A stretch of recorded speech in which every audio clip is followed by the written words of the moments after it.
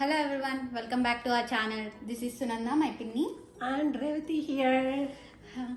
మా పిన్ని కెనడాకి వచ్చి చాలా ఇయర్స్ అవుతుంది. సో నేను ఇప్పుడిప్పుడే వచ్చాను కాబట్టి నాకు కొన్ని డౌట్స్ ఉన్నాయి.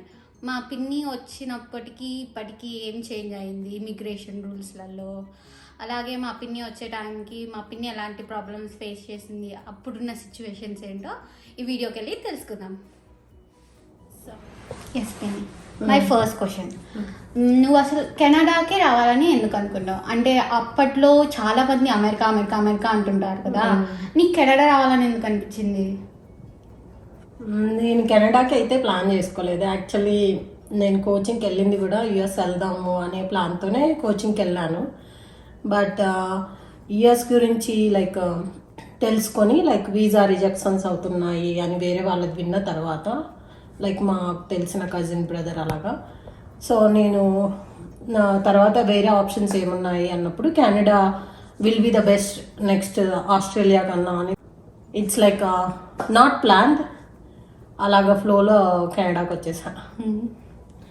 ఓకే, నీకు అప్పట్లో కాలేజ్ ఎక్స్పీరియన్స్ అంటే నీకు ఆల్రెడీ నువ్వు నీ డిగ్రీ అయిపోయింది కదా ఇండియాలో, నువ్వు మాస్టర్స్ కోసమని వచ్చావు. సో మాస్టర్స్ ఎక్స్పీరియన్స్ ఎలా ఉంది కెనడాలో? యాక్చువల్లీ నాది ఇండియాలో మాస్టర్స్ అయిపోయింది.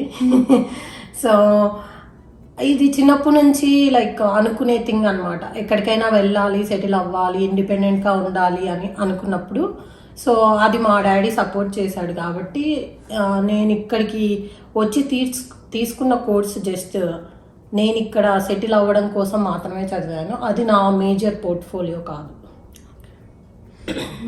అప్పట్లో అంటే మాకు ఈ జనరేషన్కి వచ్చేసరికి ఇమిగ్రేషన్ కొంచెం టఫ్ అయ్యాయి. చాలా వెరిఫికేషన్స్ చేస్తున్నారు. నువ్వు వచ్చినప్పుడు ఇమిగ్రేషన్ రూల్స్ ఎలా ఉన్నాయి? అంటే స్పెసిఫిక్గా చూసేవాళ్ళ, లేకపోతే జస్ట్ ఒక ఇమిగ్రేషన్ రూల్స్ అంటే హానెస్ట్గా చెప్పాలంటే నాకు ఇప్పుడు నేను వెళ్ళి వే బ్యాక్ అంటే నేను వచ్చినప్పుడు గురించి తలుచుకుంటే ఏంటంటే నాకేం తెలియదు. ఫస్ట్ ఆఫ్ ఆల్ నేనేం పెద్ద ఎక్స్ప్లోర్ చేసి అయితే రాలేదు. బట్ ఇమిగ్రేషన్ అప్పుడు కూడా చాలామందికి రిజెక్షన్ వచ్చేవి. ఇప్పుడు ఏంటంటే ఇప్పుడు 2 lakhs పీపుల్కి మాత్రమే లిమిట్ చేశారు కాబట్టి ఇప్పుడు చాలా రూల్స్ వచ్చాయి. అప్పుడు ఏంటి అంటే అలా నెంబర్ ఏం లేదు రిస్ట్రిక్ట్ చేసి. బట్ ఎవరైనా కెనడా రావాలి అనుకుంటే ఫస్ట్ థింగ్ మీరు చూసుకోవాల్సింది కాలేజ్కి డిఎల్ఐ నంబర్ ఉందా లేదా అని. డిఎల్ఐ నంబర్ అంటే it's a registered college, it's not the private college. Private కాలేజ్లో జాయిన్ అయితే మీరు డిపోర్ట్ అవుతారు. ఇప్పుడు చాలా మంది స్టూడెంట్స్కి జరుగుతుంది అదే. They show all the offer letter చూపిస్తారు, వాళ్ళన్నీ కాలేజ్ నేమ్ చెప్తారు, అన్నీ చెప్తారు. కానీ అది మనకు సిఐసి ప్లాట్ఫామ్ ఉంటుంది కదా కెనడా ఇమిగ్రేషన్కి, దాంట్లో డిఎల్ఐ నెంబర్లో లేకపోతే మీకు ఇక్కడికి వచ్చి సెటిల్ అవ్వలేరు. ఓకే, అది in the point of view DLI number అంటే ఇండియాలో నాకు తెలిసిన ప్రకారం ఒక గవర్నమెంట్ రికగ్నిషన్ లాంటిది అంటారు. ఒక కాలేజ్కి ఒక నంబర్ ఇస్తారు, రిజిస్ట్రేషన్ నంబర్ ఉంటుంది వాళ్ళకి. సో అప్పుడు నువ్వు కెనడాకి వచ్చినప్పుడు కెనడా, ఇప్పుడు నువ్వు చూస్తున్న కెనడా ఏం చేంజ్ అయ్యింది? అంటే చాలా చేంజ్ అయింది. అప్పుడు మేమున్న కెనడాలో ఏంటి అంటే ఇంత ర్యాపిడ్ చేంజ్ రాలేదు. కోవిడ్ తర్వాత ఇదంతా చేంజ్ అయిందని నేను అంటాను. ఎందుకు అంటే మనకి సోషల్ మీడియా ప్లాట్ఫామ్ అనేది ఎవ్రీబడి ఈజ్ యూజింగ్. నేను అనుకుంటున్నాను మంచి వేలో యూజ్ చేసుకుంటున్నారు, యూస్ఫుల్ వీడియోస్ చూస్తున్నారు, అందరూ వరల్డ్ ఎక్స్ప్లోర్ చేయాలనుకుంటున్నారు. అందుకే ఎలా స్టడీస్ చేయొచ్చు, లేదంటే ఎలా ఫైనాన్షియల్గా సెటిల్ అవ్వచ్చు, లేదు అంటే వేస్ అనేవి మనకి ఈజీ అయ్యాయి అనమాట ఎక్స్ప్లోర్ చేయడానికి అని నేను చెప్తాను. ఇంతకుముందు మాకు ఎలా ఉండేది అంటే దెర్ ఆర్ లిమిటెడ్ రిసోర్సెస్. అంటే ఓన్లీ తెలిసిన ఫ్రెండ్స్ని మాత్రమే అడగడం, ఇది ఎలా చేయాలి, లేదంటే జాబ్లో ఎలా చేయాలి. ఇప్పుడు అలా ఏం లేదు, everybody can explore different topics అన్నమాట. సో నువ్వెలా మేనేజ్ చేసేదాన్ని?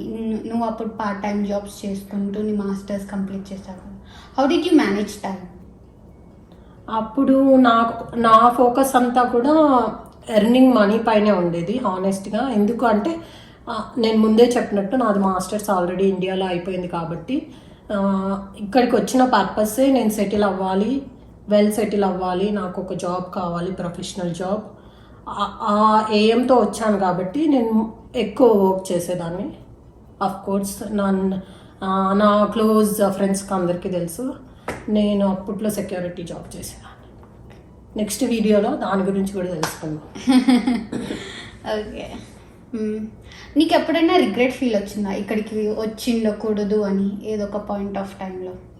ఒక్క సెకండ్ కూడా ఎప్పుడు అనిపించలేదు. ఎందుకు అంటే నేను ఇక్కడికి వచ్చాను కాబట్టి నేను ఏమేమి అనుకున్నానో అవి చాలా వరకు చేయగలిగాను అండ్ ఇంకా ఫ్యూచర్లో చాలా చెయ్యాలి కూడా. సో నాకు కెనడా వచ్చినందుకు ఎప్పుడు రిగ్రెట్ ఫీల్ లేదు. సో నీకేదైనా పని నువ్వు మిస్ అంటే ఇండియాలో ఉన్నప్పుడు ఇలా ఉండేవాళ్ళం భలే ఉంది, ఇక్కడికి వచ్చినాక అది చేయలేమంటే ఆ పని ఏం పని అసలు నీకు మిస్ అవుతున్న ఫీలింగ్ ఏదైనా? నేను ఓన్లీ మిస్ అయ్యేది ఏంటంటే మా ఫ్యామిలీ. అంతకు మించి కెనడాలో మిస్సింగ్ అనేది ఏం లేదు. ఎందుకంటే సేమ్ బయటకు వెళ్ళొచ్చు ఇండియాలో లాగానే. ఇండియాలో మా ఇంట్లో మా పేరెంట్స్ ఎప్పుడు రెస్ట్రిక్ట్ చేసేవాళ్ళు కాదు, ఇక్కడికి వెళ్ళకూడదు అక్కడికి వెళ్ళకూడదు, లేదంటే ఇలా ఉండకూడదు అలా ఉండకూడదు, అలా రిస్ట్రిక్షన్స్ ఏమి ఉండేవి కాదు. కాబట్టి నాకు పెద్ద డిఫరెన్స్ ఏం అనిపించట్లేదు. బట్ ఏంటంటే ఆబ్వియస్లీ మనకి ఫ్యామిలీ యొక్క ప్రజెన్స్ ఉండదు కాబట్టి ఇక్కడ. సో అది మిస్సింగ్.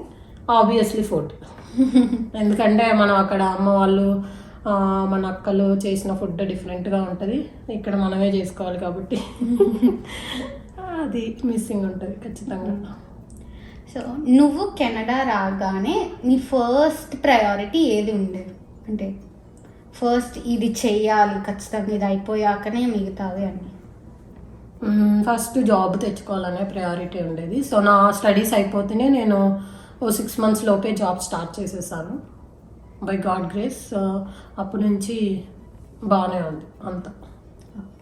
సో ఇవాళకి ఇంతే ఫ్రెండ్స్, ఇంకా పార్ట్ 2 కూడా ఉంది, వెయిట్ చేయండి. మీకు ఇంతవరకు మీరు ఈ వీడియో చూసారంటే మీకు నాకు ఖచ్చితంగా నచ్చినట్టు ఉంది అని నేను అనుకుంటున్నాను. సో మాకు లైక్ చేయండి, సబ్స్క్రైబ్ చేయండి, మాకు ఇంకా సపోర్ట్ షేర్ చేయండి. అండ్ ఆల్సో మీకు కావాలి అన్న కంటెంట్ని మీరు మాకు ఈమెయిల్ కానీ త్వరలో అన్ని పోస్ట్ చేస్తాము, మీరు మాకు రీచ్ అవుట్ అవ్వచ్చు. మేము దాన్ని బేస్ చేసుకొని మీకు ఇంకా ఎక్కువ ఇన్ఫర్మేషన్ ఇవ్వగలుగుతాం.